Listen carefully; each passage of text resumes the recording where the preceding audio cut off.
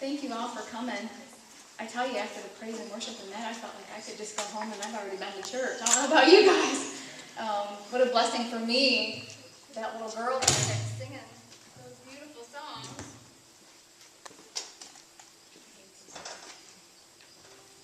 That little girl over there singing those beautiful songs used to come to my house when she was just little. We used to go to church together, and what a blessing to see her get up and praise God. So she's encouragement to me. Because you know what? Sometimes we're afraid to praise God in front of people. And look at this young lady. I think she's a lot like Cooper in some ways. That she's just not letting what people think of her or fear get in her way. Getting in the way of praising God. And I respect that. And I thank you, Olivia, for being such a good example for that.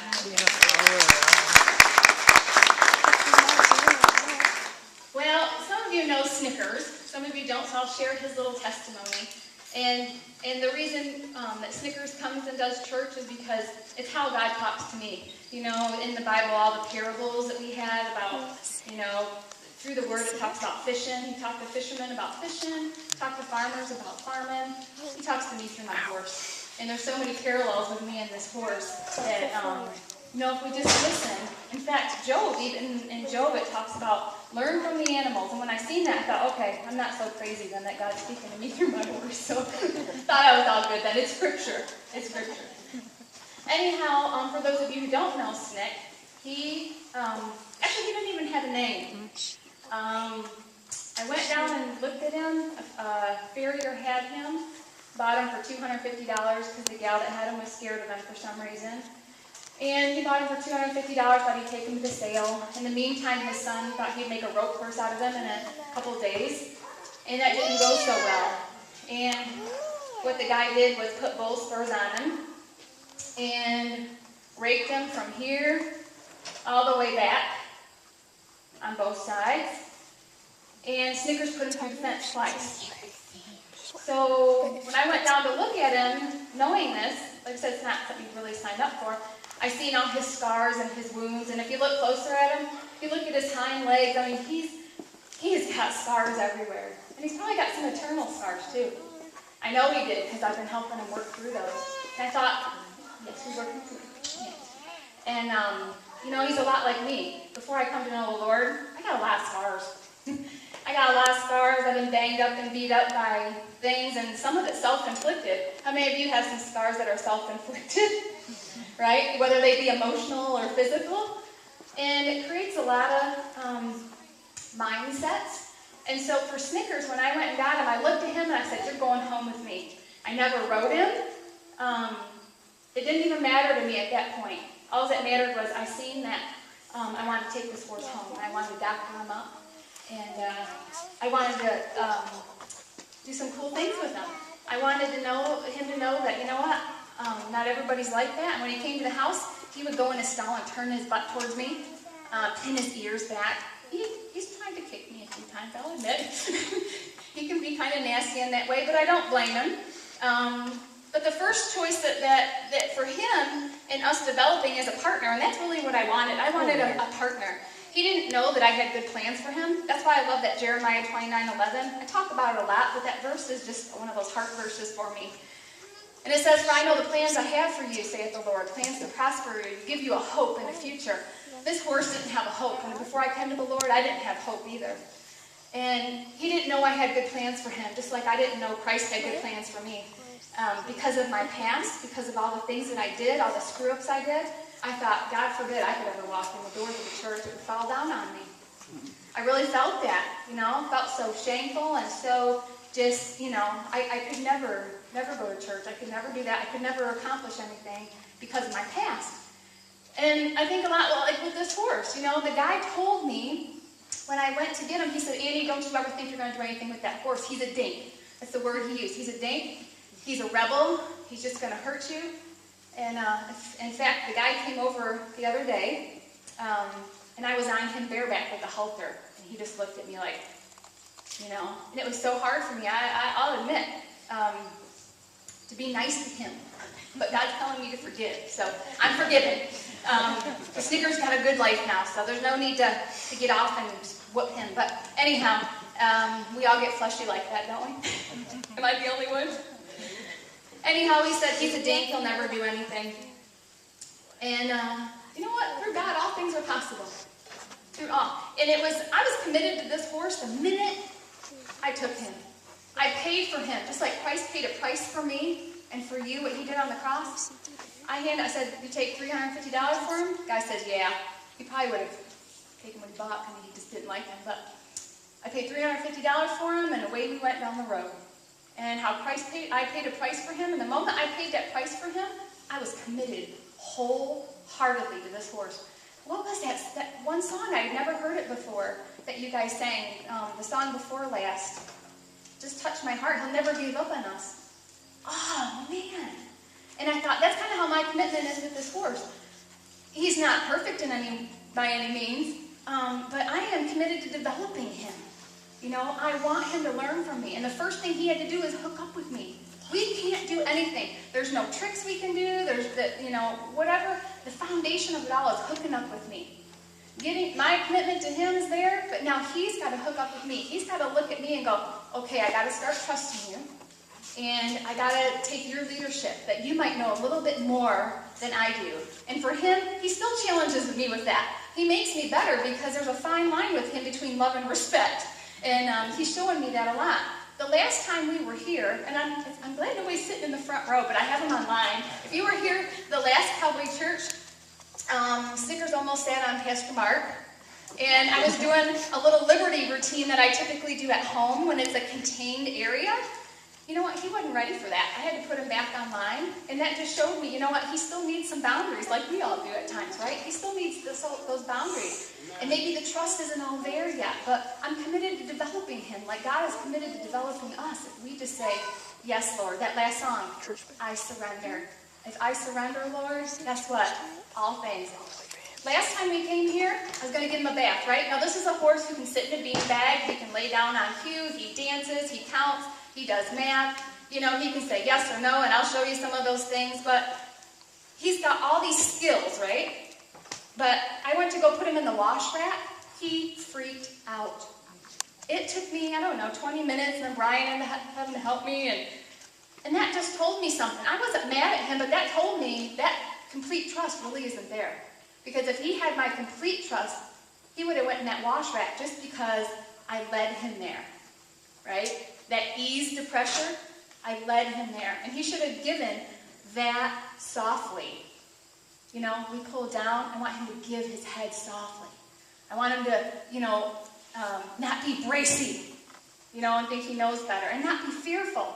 It broke my heart that he was fearful because I thought he had more trust in me. And it showed me I had some cracks in my foundation work with this horse. That showed me something. And I think so many times that when we go through fearful situations, it tells us, is there some cracks in our foundation? And what are those cracks? And I think, like Brian was saying, we're all in a race. We're all trying to win. And you know what? It's cool. We're not competing against each other. What's cool? And everybody in his place has a different race to run. Tammy runs barrels. That's her. We got pole benders. We got barrel racers. The eventing's going on. We're all called to run different races. And we're all called to cheer each other on to win. And our crown, or our prize, is the crown, is knowing him. And in fact, Paul said in, I can't remember what book, but it was Paul, I know. He said, all those things. Paul was a Pharisee of all Pharisees, he said. And he was the most educated of the educated. And he grew up in the best family. And he studied under Gamaliel. Am I saying that right? Who did Paul study under? Gamaliel? It's something like that. But anyways, he studied under him. And he said, you know what? I call it all as dung. All of that stuff, all of those prized possessions, all of his knowledge, all of his degrees, he called it all as dung compared to knowing Christ. And that's really the crown, isn't it? Knowing Christ. And if you guys don't know what dung is, well, there's some in the stall. I can show you. But that's what he's comparing it to. And that's when we think of, like Brian said, the gold buckle dreams, and we're so striving to get, those trophies and all of that. It's all going to fade away. It's all going to fade away. And through it all, Christ wants us to develop. So while we're running that race, it's really important that we keep our eye on the prize, which is Christ, of course. And while we're running, I wanted to challenge you, because God's been challenging me. What are the things that entangle us from running our race? What are some of those things? Who's seen War Horse in here? Anybody see War Horse? Yeah. Let's see, Stell. Go ahead. There we go. We'll just take a little rest for a bit. So, in War Horse, what happened? That horse was entangled in barbed wire, wasn't he? What are the things, you're running your race, what are the things that are tangling you up right now? Because there are things. There's a lot of things, and I was thinking about, what are some of the things that are tangling me up from pursuing the Lord and doing what He's called me to do? You can help me in a minute. I'll wait. Okay. And I wrote a few of them down because I was afraid I wouldn't remember. I think one of the biggest things is human wisdom for me. And the Bible says in 1 Corinthians 1:21, since God in His wisdom saw to it that the world would never know Him through human wisdom, He used the foolish preaching, foolish preaching to save those who believe. So our wisdom was one of the things, like my human wisdom can sometimes be the thing like the barbed wire that tangles me up from running my race. Another thing in like developing this horse is, his pride, thinking, well, I know how to do it better, right? Because he does that a lot. In fact, if I were just to let him loose right now, he'd be like running over to all his different equipment, trying different things, maybe trying to sit on somebody instead of waiting on me because he thinks he can do it better sometimes. How many of us, is that pride a barbed wire for you that entangles you? Fear. I know it's a big thing for me. And I have been so blessed to talk to so many of you in this church tonight. I'm higher than you. One of the things that I noticed was that we're all in the same boat. We're trying to do what God has called us to do, but it's scary. I am not a person, I would rather scrub toilets than to get up here in front of all of you and preach. That's the honest to God's truth. But I know in my heart that God called me to do this silly thing, whatever the reason, and I'm just trying to be obedient. And I'm trying to push through fear because I know fear can entangle me from doing what God has called me to do. I'm sure Tammy, she busted her knee up pretty good a couple years ago, didn't she? I'm sure she could say, you know what, I'm never running barrels again because that hurt, didn't it? And that's scary, as bad as she did it. But you know what? She's pressing on, She could never win the prize unless she presses on, And I guess everybody's a little different. And what are those things that you think? Unforgiveness is another one. I know for me, that's another big barbed wire for me. I know when I walk in unforgiveness towards people, I know for a fact that I'm not pleasing to God, and it's not going to help me in any way whatsoever. You're not going to sit on that. See, sometimes we put the beanbag by the pedestal when we first started training that. So now it's just he sees pedestal, beanbag, anything he starts backing out. And this is where we're at in our development. I want him to learn to listen to me now, okay? In the beginning, I took some of that because I'm just developing him, and now I want him to listen. I want him to wait for my cues. Hello.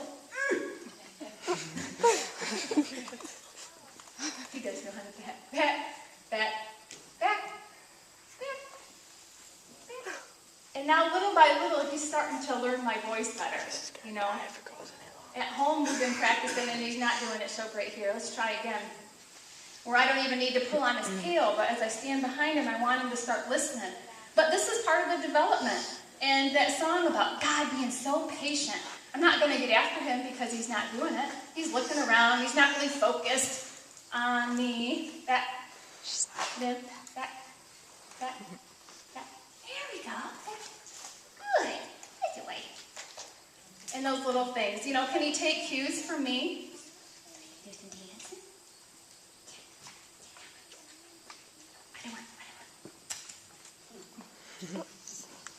I can't chew gum and walk very well. And God has called me to do this. I don't get it. Okay. Upside down. Here we go. There we go. And the ultimate thing is just getting us, like Olivia sang,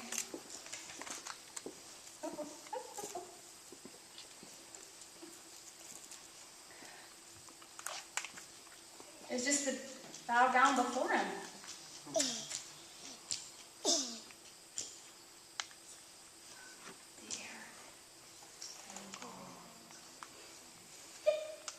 Now I'll definitely reward that. That boy. Thank you. And it's scary for him, and if you know horses, you know that to get a hold of a horse's feet, you got a hold of a horse's heart. And in different situations, like I said, he still exhibits some fear. So it's really hard for him to do certain things in a new place. But you know what? It's okay because it's all training. And if he performs well, great. And if he misses it, that's okay too. Because it's all about development. And that's how it is with come over here a little bit more, with us and the Lord. He's willing to help develop us, no matter what our scars are, no matter what our past is. Yeah, that's all right. I'll try one more time, and if you don't, that's all right. You know what? We'll work on that. Obviously, there's still some fear issues. Or he might say, I don't want to lay down. I want to sit in my beanbag and give me my remote control. Okay. Well, you know what? Come later after church and I'll work him through that. So, but the message is, really in a nutshell, what are your stumbling blocks? What are the things that are getting in your way? You know what? And let's put them at the altar today. I was so blessed to talk to Connie and Julie and Grant and everybody who said they're going through the same thing. You know what? They want to run their race. They want to be successful. They want to do what God told them to do, but they know they got to pass through that fear thing. And so if that's you, you know what? Today's the day afterwards. There's going to be lots of people up here praying, but really just do some self-reflection and find out what are those things that are entangling me. What is my barbed wire? Because your past really don't matter. Does it?